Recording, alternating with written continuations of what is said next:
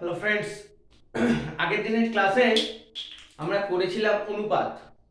ঠিক আছে, কি করেছিলাম? লাস্ট আমরা শিখেছিলাম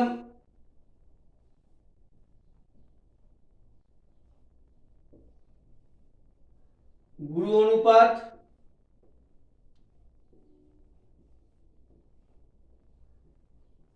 লঘু অনুপাত,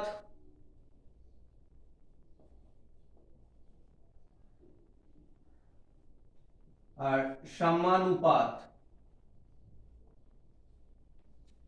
গুরু অনুপাত কোনটা? এটাকে আমরা বলি গুরু অনুপাত।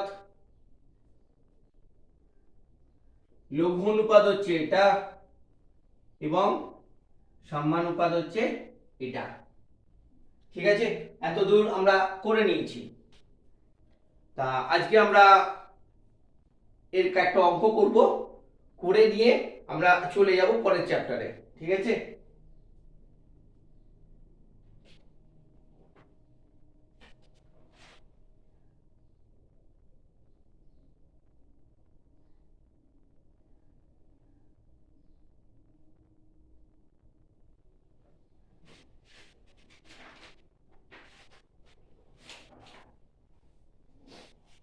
আমরা এক্সারসাইজ 2.2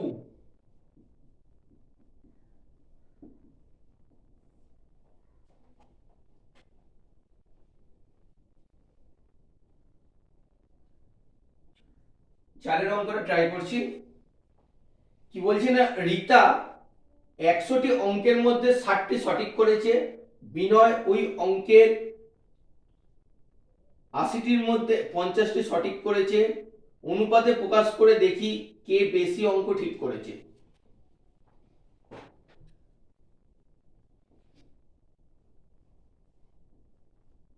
তাহলে আমি প্রথমে শুরু করবো, লিখবো প্রশ্নানুযায়ী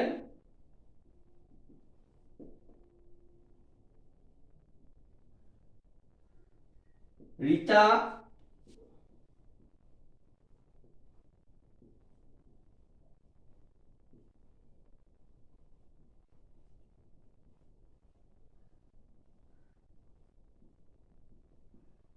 ঠিক করেছে কটি?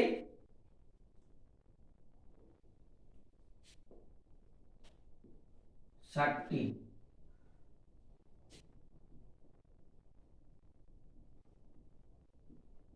অতএব রীতার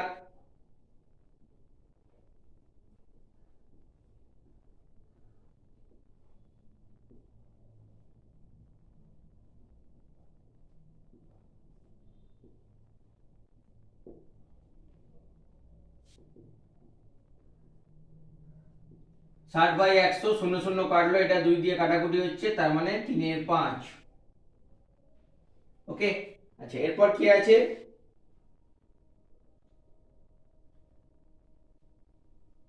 আচ্ছা এবার হচ্ছে বিনয়।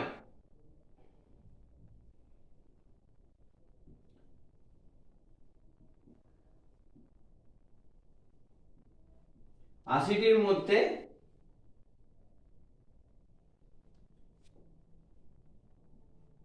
50টি অঙ্ক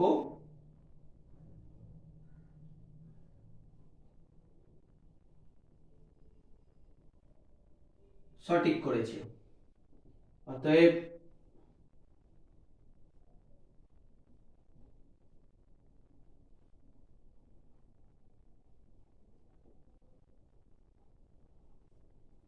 বিনয়ের প্রাপ্ত নম্বরের অনুপাত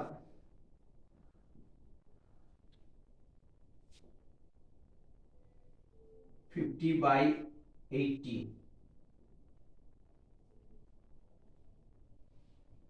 ওকে, আচ্ছা এবার যেটা করতে হবে, কে বেশি পেয়েছে। এই কে বেশি পেয়েছে যখনই আমাদের বার করতে হবে, আমাদের কি করতে হবে? এই দুটো অনুপাতের মধ্যে একটা তুলনা করতে হবে, মানে কোন অনুপাতের মান বেশি এবং কোন অনুপাতের মান কম।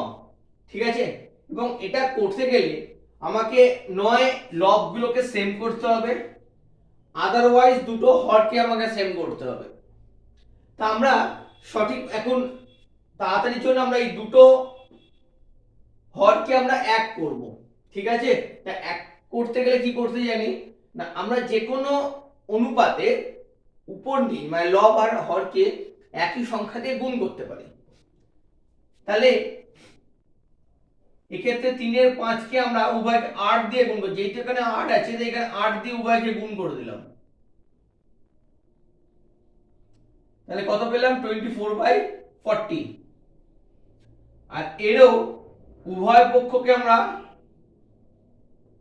সরি 8 আছে, উভয়কে আমরা 5 দিয়ে মাল্টিপ্লাই করে দিলাম। তাহলে কি পেলাম, তাহলে এবার আমার দুপুরের হর এক হয়ে গেল। এবার আমরা লবের দিকে লক্ষ্য রাখবো, কার লবটা বড় এবং কোন লবটা ছোট।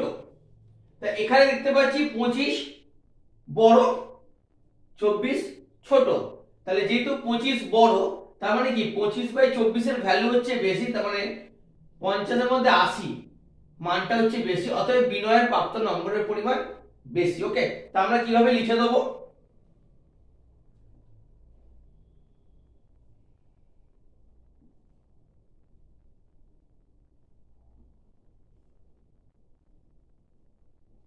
তাহলে 25/40 গ্রেটার দেন 24/40।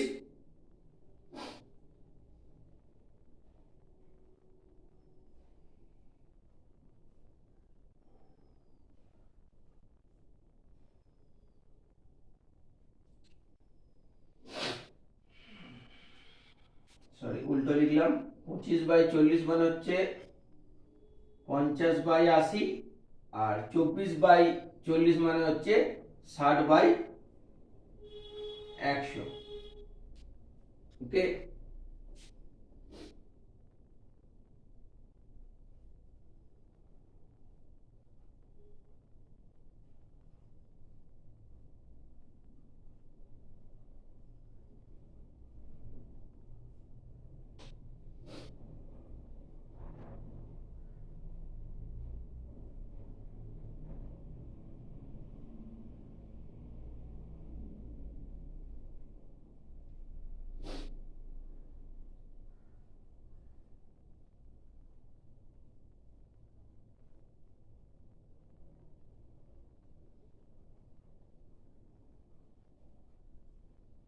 বিনয় বেশি নাম্বার পেয়েছে, এই হলো আমাদের অ্যান্সার। ওকে, তোমরা দেখে নাও একবার অঙ্কটা।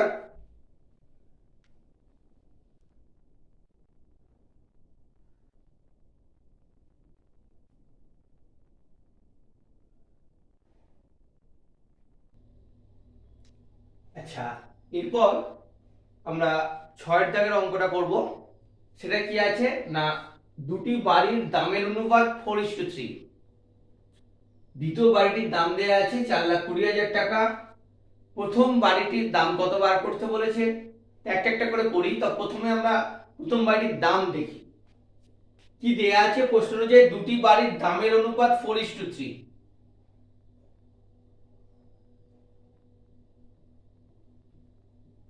তাহলে প্রশ্ন অনুযায়ী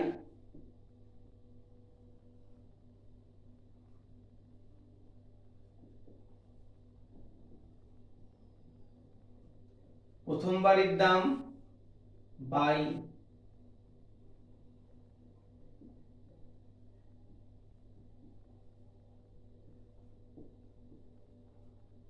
দ্বিতীয় বাড়ির দাম ইকুয়াল টু 4/3। ওকে, এবার দ্বিতীয় বাড়ির দামটা দেয়া আছে, দ্বিতীয় বাড়ির দামটা এখানে বসিয়ে দেবো। তলাতে করি,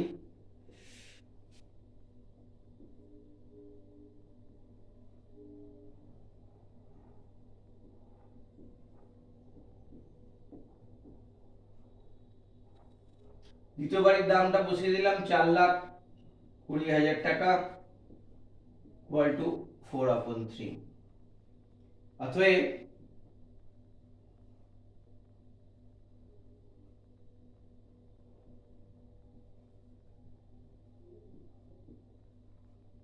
প্রথম বাড়ির দাম, এটা তলায় ছিল উপরে উঠে গেল এপাশে এসে,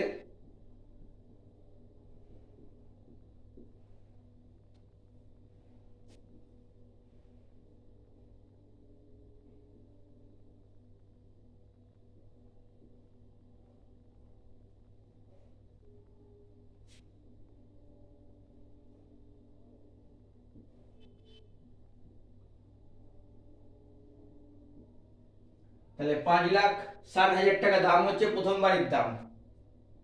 অতএব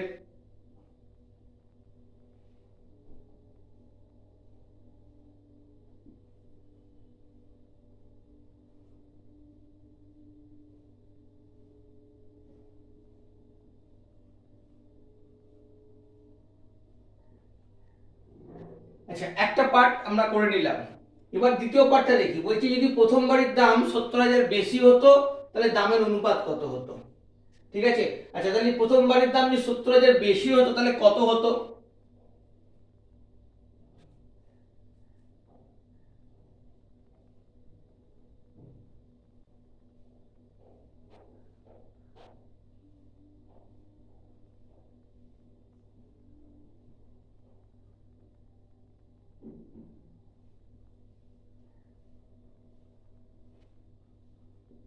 সত্তর হাজার বেশি হলে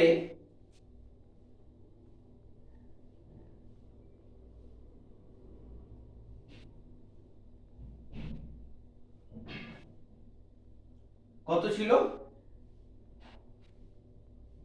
5,60,000 প্লাস 70,000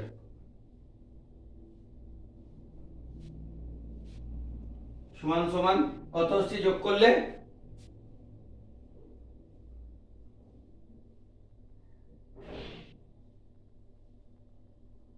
6,30,000 টাকা, তাই তো? আচ্ছা, এবার দেখবো দুটো বাড়ির মধ্যে অনুপাত কত।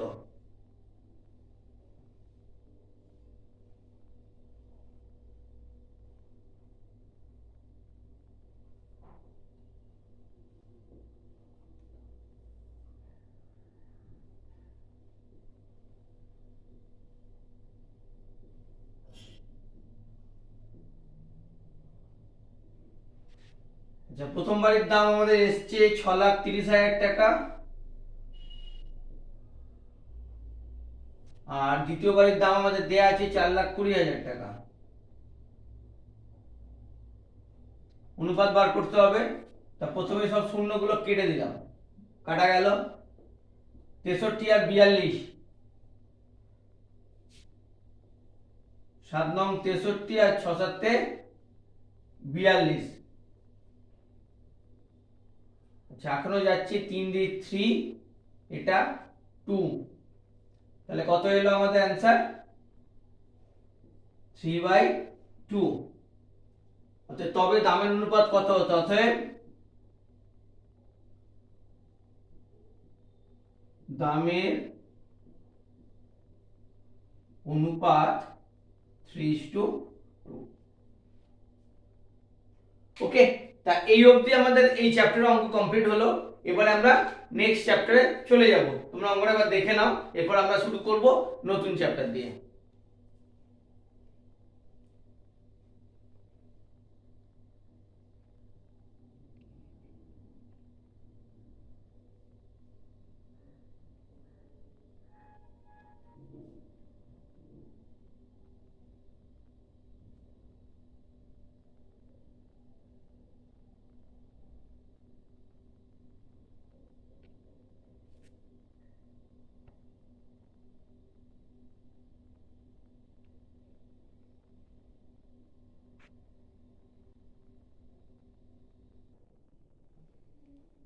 আচ্ছা, এবার আমরা চলে এসেছি আমাদের দ্বিতীয় প্রশ্নমালা, দ্যাট ইজ কল এক্সারসাইজ 2.3। এখানে অনেকগুলো অঙ্ক আছে, আমি 12 অঙ্কটা চুজ করেছি। ঠিক আছে, বাকি অঙ্কগুলো তোমরা ট্রাই করে আমার কমেন্ট সেকশনে জানাবে কার কি অ্যান্সার এলো। যদি কোনো প্রবলেম থাকে অবশ্যই জানাবে, আমি নিশ্চয়ই উত্তর দেওয়ার চেষ্টা করব। আচ্ছা, 12 থেকে অঙ্কটা আমরা দেখি কি আছে। বলছে আমাদের গ্রামের রাস্তা তৈরির জন্য পরপর 4 বছরের খরচের অনুপাত 2:4:3:2, এবং ওই 4 বছরে যদি 132 লক্ষ টাকা খরচ হয় তবে হিসাব করে দেখি দ্বিতীয় বছরে কত টাকা খরচ হয়েছে। তাহলে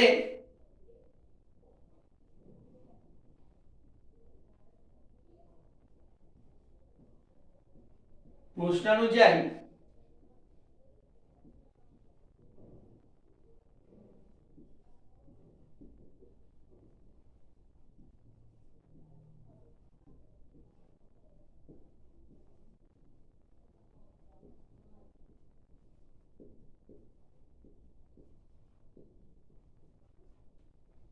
4 বছরে খরচের অনুপাত 2:4:3:2।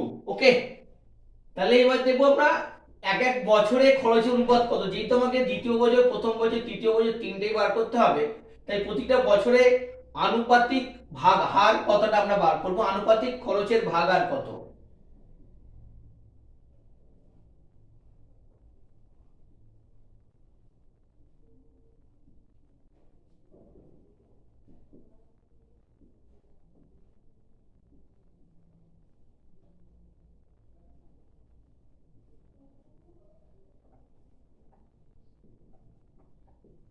আনুপাতিক ভাগ হার মানে হচ্ছে অনুপাতের কতটা ভাগ।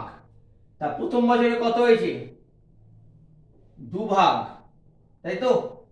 টোটাল কত ভাগের মধ্যে, না 2+4+3+2,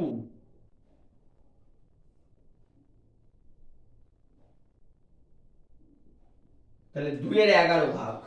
ঠিক আছে, এটা প্রথম বছর আনুপাতিক ভাগ হার, সেরকম ভাবে বার করে নেবো আমরা। দ্বিতীয় বছরের খরচের আনুপাতিক ভাগ আর কত, 4/11। দ্বিতীয় বছরের খরচের আনুপাতিক ভাগ আর কত, 3/11। তাহলে প্রথম বছরে মোট খরচ কত হয়েছে, 132 লক্ষ।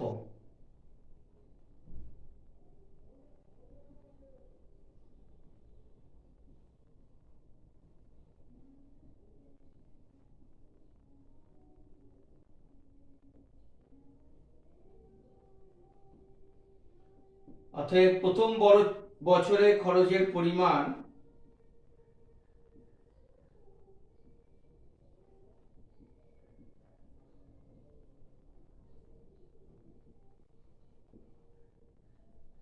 কি করে বার করব, না আনুপাতিক ভাগাহারকে যেটা বার করলাম সেটাকে আমরা মোট টাকা দিয়ে গুণ করে দেবো।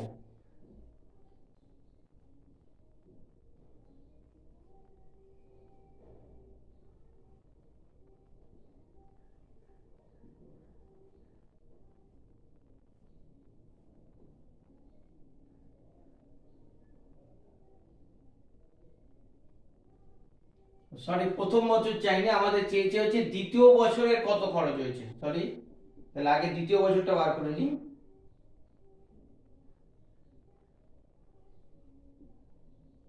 আমরা চাইলেও একটা একটা করে সবকটাই বার করতে হবে, যেহেতু আমরা এক এক বার করে নিই। ঠিক আছে, প্রথম বছরের খরচের পরিমাণ হচ্ছে 11 দিয়ে কাটাকুটি করলে 11, 12,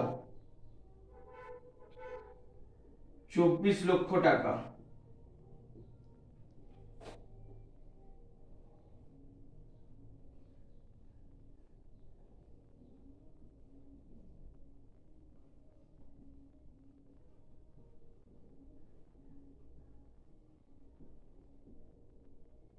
দ্বিতীয় বছরে কত আছে, 4/11 ইন্টু 132 লক্ষ টাকা, কত আসছে সেরকম ভাবে, 48 লক্ষ টাকা। ঠিক আছে,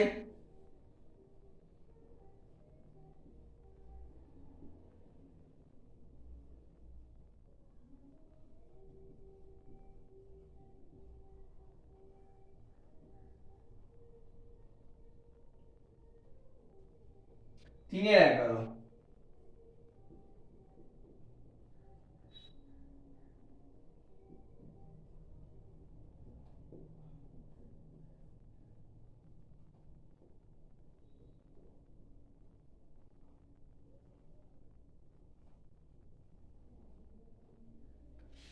টাকা। ওকে, বার করে নিলাম প্রত্যেক বছরের খরচ, প্রথম, দ্বিতীয়, তৃতীয়। আচ্ছা, এবার কি বলেছে, কি চেয়েছে দেখি। চেয়েছে হচ্ছে দ্বিতীয় বছরে কত টাকা খরচ হয়েছে। তাহলে দ্বিতীয় বছরে কত খরচ হচ্ছে, 48 লাখ। তাহলে অ্যান্সার গুলো এখানে লিখে দিই আমরা।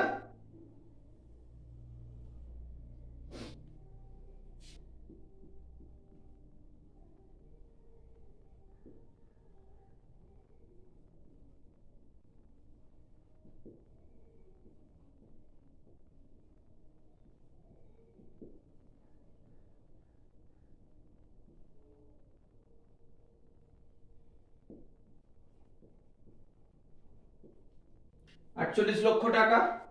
তারপর হচ্ছে যে প্রথম ও তৃতীয় বছরে মোট কত টাকা খরচ হয়েছে, অতএব প্রথম ও তৃতীয় বছরের মোট খরচের পরিমাণ কত কত, এখানে 36 লক্ষ আর এখানে হচ্ছে 36 লক্ষ আর 24 লক্ষ।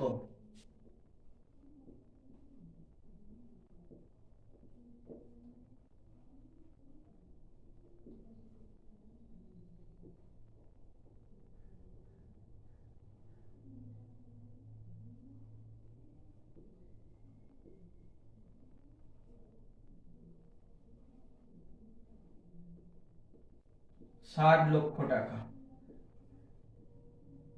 ওকে, ক্লিয়ার? আশা করি তোমরা বুঝতে পেরেছো। আমরা এই চ্যাপ্টারে আর একটা অঙ্ক ট্রাই করব, করে আজকে এই অবধি। আমরা নতুন যে ক্লাস করব সেখানে আমরা সমানুপাতটা শিখব, ঠিক আছে? এই অঙ্কটা দেখে নাও।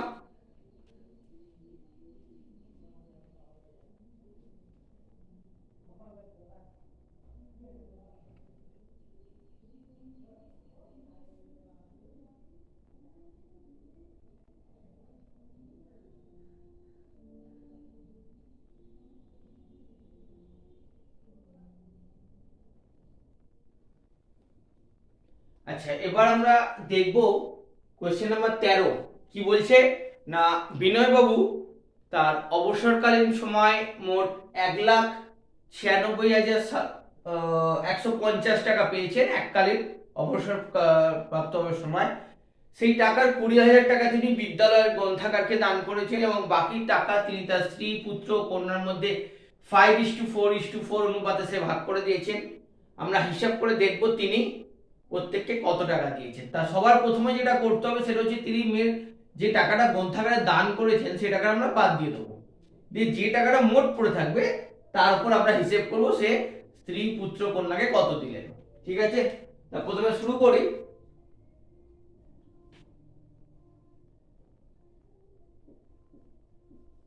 প্রশ্নানুযায়ী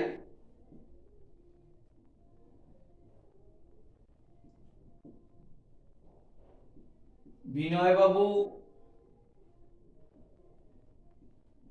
অবসরকালে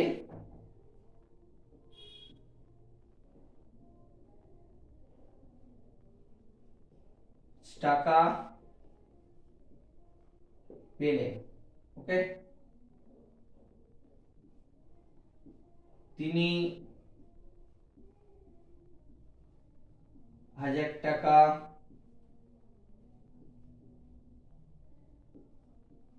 বিদ্যালয়ের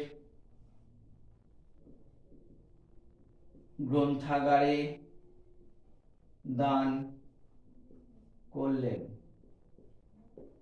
অতএব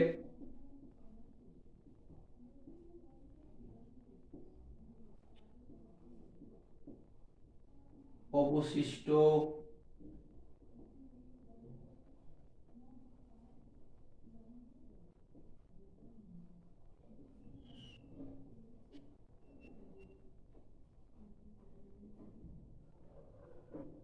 টাকার পরিমাণ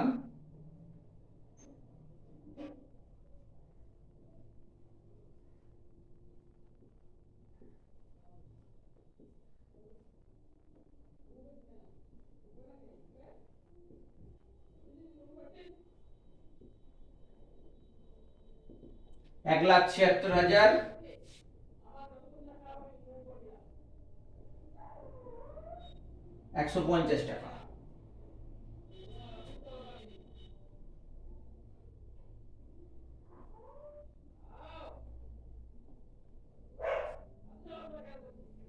অবশিষ্ট টাকা স্ত্রী, পুত্র ও কন্যার মধ্যে 5:4:4 অনুপাতে ভাগ করে দিলেন। তাহলে আমরা দেখবো এক একজনের আনুপাতিক ভাগার কত। অতএব স্ত্রীর টাকার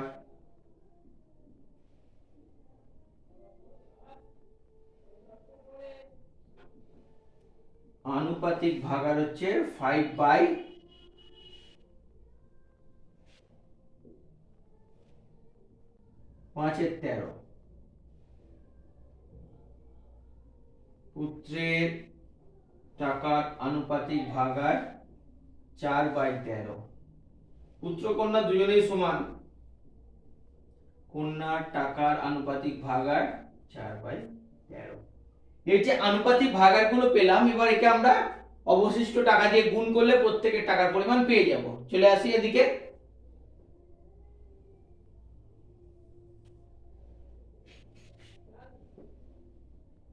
অতএব স্ত্রীকে দিলেন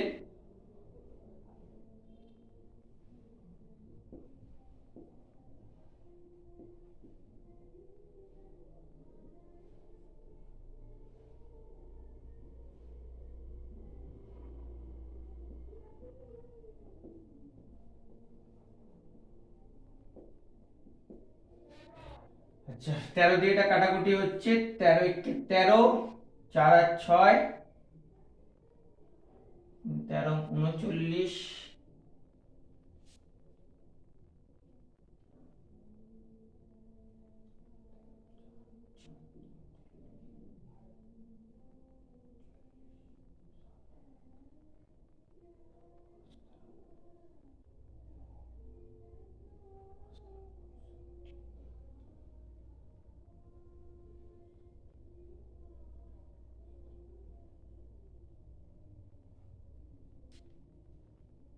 আচ্ছা এটা গুণ করে দেবো, 5 0 0, 5 5 25, 5 2, 5 5 25 26, 7 7, 2 17 7 17 1, 5 5 1 6 টাকা। স্ত্রীকে দিলেন 67,750 টাকা। তাহলে পুত্রকে দিলেন কত?